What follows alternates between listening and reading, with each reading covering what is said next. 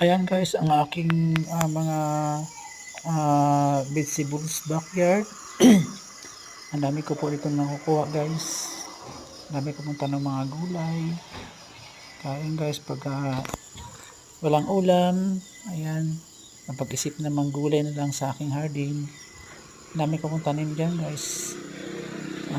Kung gusto nyong kumain ng balanghoy, ayan guys. Ang dami kong balanghoy sa harapan. Kaya kong bayabas. Guys, papaya po, napakarami po papaya dyan guys. Kaya minsan nagluluto po ako guys na pancit papaya po guys. Ayan, napakasarap po guys kainin. Pancit papaya guys. Tapos yan guys, nalinisan ko na po yung tinamin ko ng kamuti. May plano rin po ako dyan na taniman ko ng gulay guys. Yan lang po guys, maraming salamat.